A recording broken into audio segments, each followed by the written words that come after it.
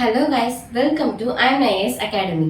இன்னைக்கு நம்ம என்ன பார்க்க போறோம் அப்படின்னு பார்த்தீங்கன்னா, இதுக்கு முன்னாடி நம்ம என்ன பார்த்துருந்தோம், எவ்வளோ இன்ட்ரெஸ்டாக ஒரு குரூப் 4 எக்ஸாமுக்கு ப்ரிப்பேர் பண்ணாலுமே அதுக்கான ரிசல்ட் ப்ராப்பராக வர்றது நம்ம கையில் தான் இருக்கு. அதே மாதிரி ஒரு ஐடியாலஜியோட போனாதான் எந்த ஒரு விஷயத்தையுமே கண்டிப்பாக சக்சீட் பண்ண முடியும். அதுக்கான ஐடியாவோட பேஸோட பார்ட் 2 தான் நம்ம இன்னைக்கு பார்க்க போறோம்.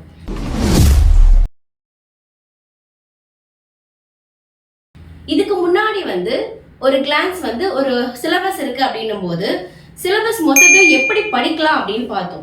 என்னன்னா முதல்ல நம்ம என்ன பண்ணுவோம், தமிழுக்கான அந்த 100 கொஸ்டினை ப்ரிப்பேர் பண்ணுவோம். அதுக்கப்புறம் என்ன பண்ணுவோம், தமிழ் இல்லாம மேக்ஸுக்கான அந்த 25 கொஸ்டின் ப்ரிப்பேர் பண்ணுவோம். அதுக்கப்புறம் தான் ஜிஎஸ்க்கான அந்த 75 கொஸ்டின்ஸ் ப்ரிப்பேர் பண்ணுவோம் இல்லையா.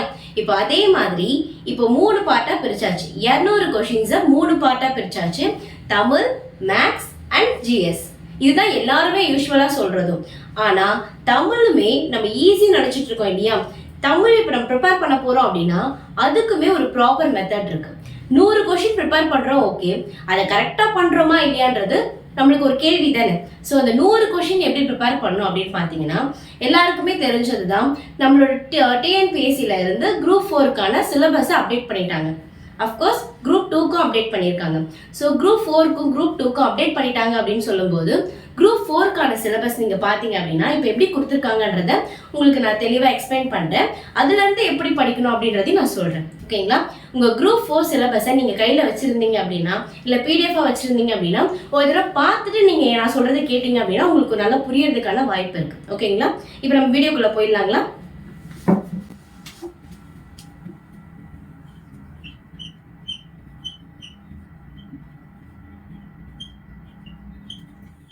பொது தமிழ் மொத்த அலகுகள்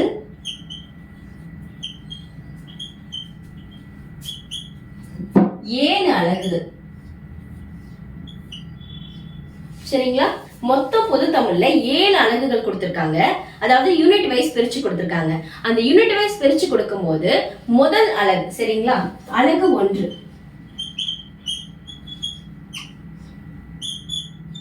இந்த அலகு 1 அப்படிங்கறத எதை விரிவாக்கம் பண்ணுது அப்படின்னு பாத்தீங்கன்னா, இலக்கணம்.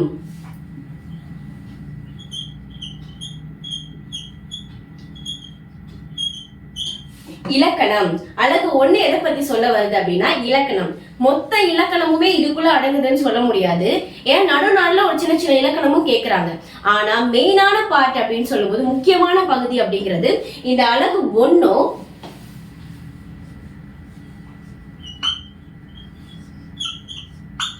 அலகு 7 தான்.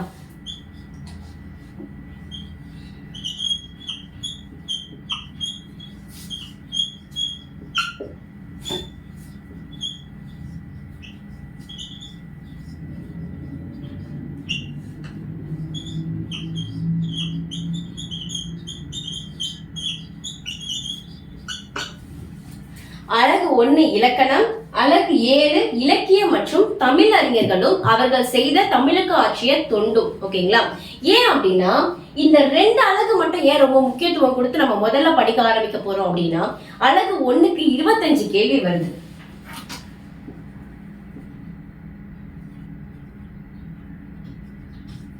அலகு 1க்கு மட்டுமே 25 கேள்விகள் வருது. அதே மாதிரி அலகு 7க்கு 15 கேள்விகள் வருது, ஓகேங்களா. அப்போ 25 கேள்விகள் வரக்கூடிய இலக்கணம் அப்படிங்கிறது முதன்மை கொடுத்து நம்ம படிக்கிறோம் அப்படின்னா, 15 கேள்விகள் வரக்கூடிய அலகு 7 முதன்மை கொடுத்து படிக்கிறோம். அதுக்கான காரணமும் வேற வேற. ஏன் அப்படின்னு கேட்டீங்கன்னா, அலகு 1 இலக்கணம் அப்படின்னு சொல்லும் போது 25 கேள்விகள் வரன்ற ஒரே காரணத்துக்காக மட்டும் தான் நம்ம அலகு 1 சூஸ் பண்ணி படிக்கிறோம். ஆனா அலகு 7 15 கொஸ்டின் தான் வருது, ஓகேங்களா. ஃபார் எக்ஸாம்பிள் நீங்க அலகு 2 அலகு 3 எல்லாம் எடுத்துக்கிட்டீங்கன்னாலும் 15 கொஸ்டின்ஸ் தான் வருது. ஆனா 7க்கு ஏன் இம்பார்ட்டன்ஸ் கொடுக்குறோம் அப்படின்னு பாத்தீங்கன்னா, இங்கதான் நம்ம கொஸ்டின்ஸை லூஸ் பண்றதுக்கான வாய்ப்புகள் அதிகமாக இருக்கு.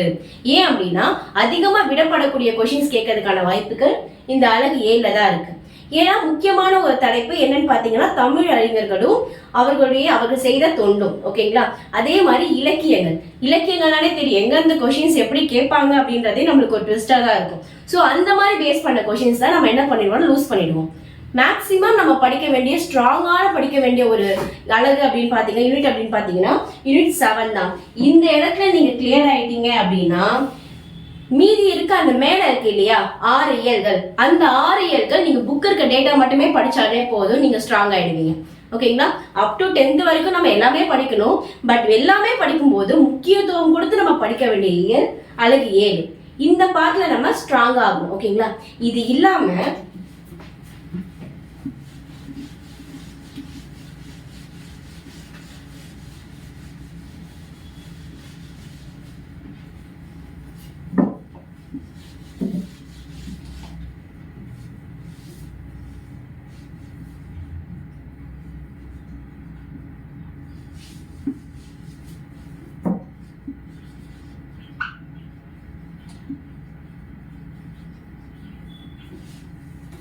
அழகு 1 இலக்கணம், அழகு 2 சொல்லகராதி,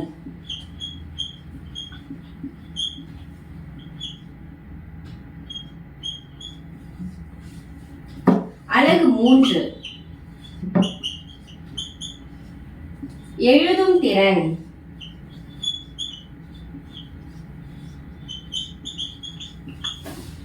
இப்ப இதை பார்த்தா உங்களுக்கே தெரிஞ்சிருக்கும். அழகு 1 இலக்கணம், அது ஆல்ரெடி நான் சொல்லியிருக்கேன். அதே மாதிரி அழகு 2 வந்து சொல்லகராதி, அதே மாதிரி அழகு 3 அப்படின்னும் போது எழுதும் திறன். ஓகேங்களா? இப்ப இதுல இருந்து முதல்ல எத்தனை கொஸ்டின்ஸ் வருது அப்படின்றத தெரிஞ்சுக்கோங்க. அப்புறம் தான் உங்களுக்கு படிக்கிறதுக்கான அந்த மெத்தட் புரியறதுக்கு உங்களுக்கு ஈஸியா இருக்கும். ஓகேங்களா? அழகு 1 அப்படின்னும் போது ஆல்ரெடி நான் சொல்லியிருந்தேன் 25 கொஸ்டின் சொல்லியிருந்தேன். ஓகேங்களா?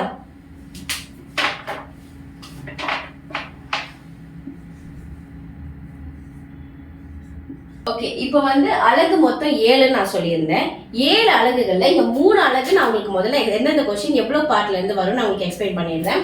முதல் பார்ட் அதாவது பகுதி 1 அழகு 1 இலக்கணத்துல இருந்து 25 கொஸ்டின் ஆல்ரெடி நான் சொன்ன மாதிரி வந்துடும். அழகு 2 சொல்லகராதில இருந்து 15 கொஸ்டின் வந்துடும். அழகு 3 எழுதும் திறன்ல இருந்து 15 கொஸ்டின் வந்துடும். இது ஃபர்ஸ்ட் இருக்க அந்த 3 அழகுக்கான கொஸ்டின்ஸ். ஓகேங்களா? அழகு 4ன்னு சொல்லும் போது கலை சொற்கள், அழகு 4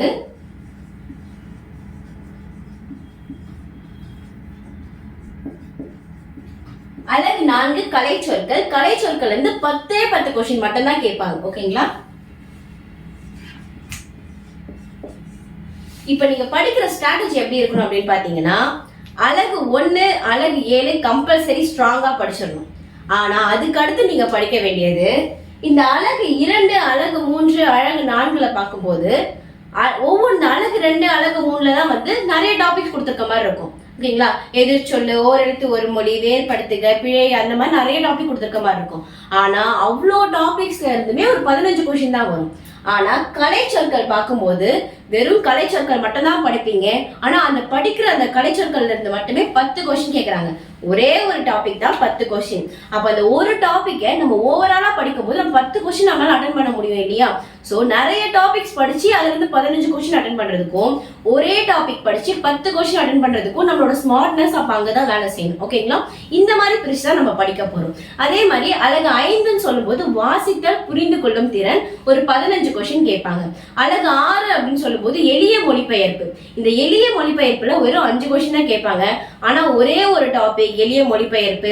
அதனால அந்த 5 கொஸ்டினுமே நம்ம விட்டுறக்கூடாது, நல்லா படிச்சுக்கணும். ஓகேங்களா? இப்ப அழகு 7 அசிஷ்வல் நான் சொல்லிட்டேன். அதை நம்ம ஸ்ட்ராங்கா எல்லா கண்டனுமே படிச்சுதான் ஆகணும்.